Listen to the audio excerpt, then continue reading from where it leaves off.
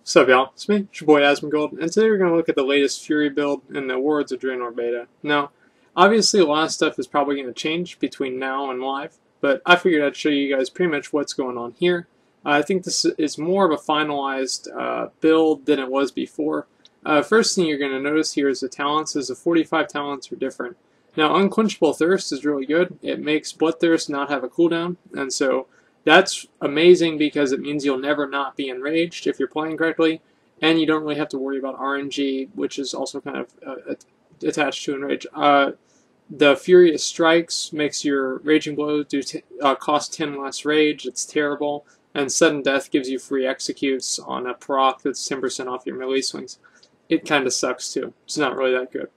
And I'm also using Ignite Weapon, which I'm going to use as like a heroic strike pretty much, just so I can basically get rid of all that rage that I'm going to have from being able to Bloodthirst so often. And so the first thing I'm going to show you guys is just single target on a regular mob.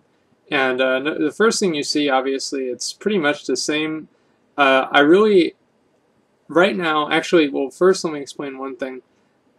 One of the biggest hitting abilities right now is Wild Strike, and that's because you can effectively cast it 3 times within the same time as you can cast one other spell, and it also does a pretty good amount of damage. And that's because Wild Strike's not its cooldown, but its GCE is only 0.5 seconds, and so you can obviously cast it 3 times in the time of one spell normally.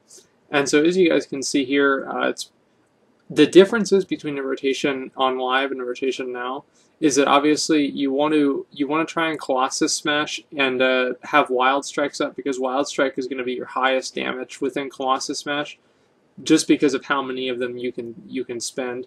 And so within Colossus Smash, you want to just burn through Wild Strikes as much as you can.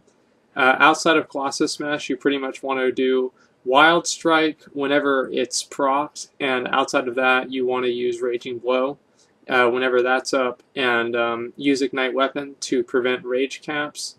And that's pretty much it. As I have Stormbolt, I didn't even really remember that I had it, and so I wasn't even really used to using it. I don't really know if Stormbolt will be the best talent right now, but we'll figure that out in the future.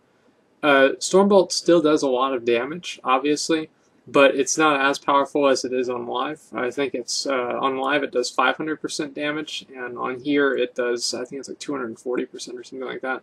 I'm not really entirely sure though, and so don't quote me on that. But Stormbolt does not hit for so much more than all of your other attacks the same way as it does on live.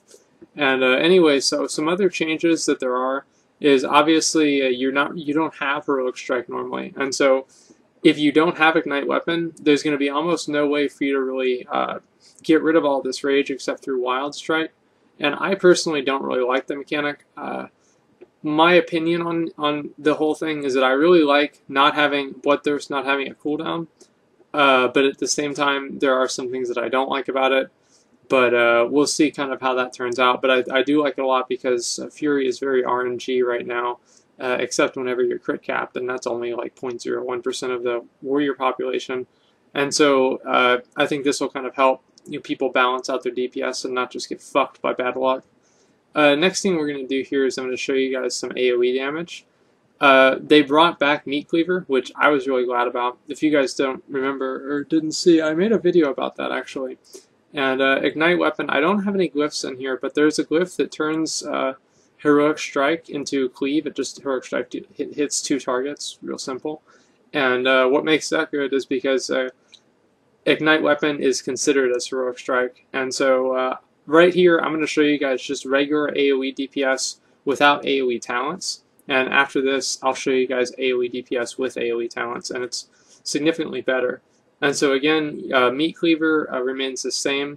There is no glyph of Raging Wind anymore, and so that is a little bit of a DPS loss from live, I guess, whenever if you want to look at it that way. But I do think that Fury Warrior AoE is extremely good right now, especially as soon as I'll switch over to my AoE build, and I will do way more damage. Like, I also have a video coming out with Gladiator stance and comparing the two, and Fury is probably significantly better. the Whirlwind just does so much more damage, and also Meat Cleaver is very good. And because you can Bloodthirst infinitely, you're pretty much never going to not be able to either Whirlwind or Bloodthirst. And Heroic Leap, as you guys just saw, it does shit damage. It does awful damage. So what I just did there, don't do that. It's very dumb. The main thing that's a change between live and now is that, well, two things. You can't Bloodbath Bladestorm, and really that only means that you don't have to make a macro anymore. It doesn't really matter in terms of your actual playstyle. The main difference is that there's Ravager, and Ravager is a level 100 talent, and Dragon's Roar also is a little bit different. You can use Dragon's Roar and Bladestorm, but Ravager is basically, if you guys played a mage before, it's kind of like Frost Orb, except for you put the Frost Orb in one place and it doesn't move. And it also doesn't really give you any procs or anything, but it's amazingly good. Ravager is probably the strongest ability that Warriors have right now for the level 100 talent. And I do think that whenever you're doing an AoE fight, like if I was going to do Galacrass or something like that, I would definitely want to not use Ignite Weapon because I can use all my rage on Whirlwinds. And as you guys can see here, I'm going to be doing all kinds of ridiculous damage. Now, I have a couple of different pulls here where I pop all my cooldowns, and I'll show you guys how much Ravager does. I'm not really kind of used to doing a lot of AoE Fury DPS on beta, and so obviously it's a little bit different. But here's the Ravager, as you guys can see here. It's doing ridiculous damage. Like, Ravager's damage is probably higher than it should be, and so I would expect it to probably get nerfed a little bit. But Ravager is extremely strong, and also if you put down a Ravager and then Colossus Smash, the Ravager does more damage from the Colossus Smash, obviously, because there won't be any armor on your target. And so that really kind of makes, honestly, it just makes you do, like, ridiculous fucking damage. Like, honestly, like, I think that's, I don't really think it'll be very good for PvP, but, or it could be good, but it could be bad. I think it's probably going to be the best talent for PvP, but it's going to be something that you have to, like, really kind of work on figuring out how exactly to use, if that makes sense. Now, this is going to be another pull, and I'm just going to show you kind of Fury Warrior Burst AoE with all of the talents. And Ravager is only a 1 minute cooldown, too. And so, obviously, that's going to, I mean, you're going to be able to use this thing, like, all the time. Like, it effectively has, like 1/6 of the time, you have Ravager up. And so, it's a huge damage boost for AoE. And on top of that, you have Bladestorm, too. Like, it's really amazing. Another thing that's changed is, as you guys see right here, I'll explain that in a second. You also, another like mini thing is that you can't Berserker Rage while you're, what do you call it? While you're Bladestorming, and so that's kind of shitty. And so I actually made that mistake there, and I'll have another clip here where I do remember to cast Berserker Rage before I do it to show you guys the absolute maximum amount. But anyway, I'm not even really sure exactly like how much this is going to change, but if it doesn't really change all that much, I will not complain too much. I like the way that Fury is right now. I like it a whole lot more. See, I did a roar there, so you guys know that I mean business. And I mean, I'm pretty happy. Like, I think that there's a couple of changes that I wish that they would do, but other than that, this is really good. Like, look at that. I'm probably doing like 100,000 DPS right here, which is like amazing on beta. And yeah, I don't really know like if they're going to nerf Ravager. I also don't know if Ravager snapshots. So if you, oh wait, no, of course it doesn't because they got rid of that. I didn't even think of that. And Dragon's Roar is also more powerful now than it is on live, because on live it diminishes between the targets that you cast it on, and on beta it doesn't really seem to as much. And so those are some little things that kind of matter. Other than that, as I said before, I'm kind of liking the way Fury is. I wish that Fury had a dot that was built in.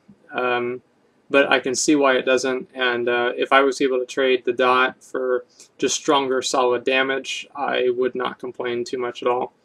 And I'm pretty happy. Hopefully this will help you guys pretty much see what's going on with Fury in beta. And as I said before, a lot of this will probably change, honestly, because it's beta, and the expansion hasn't even gotten like a release date, and so a lot of things can change, but hopefully it won't change too much from this, because I think this is a pretty fun AoE build at least, and also it's pretty fun without having to worry about procs from a spell, Bloodthirst, obviously, that's always on cooldown. And so anyway, I hope you guys enjoy. If you want to see more gameplay, I'll probably do a dungeon or something like that with this. The reason I haven't done a dungeon yet is because I just was kind of waiting for things to be more specific, and I want to focus really on the rotation and what to expect without a whole bunch of other stuff being on the screen. But I'll probably do that also, just so you guys can see how it is, like, really kind of in action. But for now, this is pretty much what's going on in terms of the spells and abilities and what seems to be probably the rotation here. So anyway, that's pretty much all I've got. So thanks for watching, and like, comment, subscribe.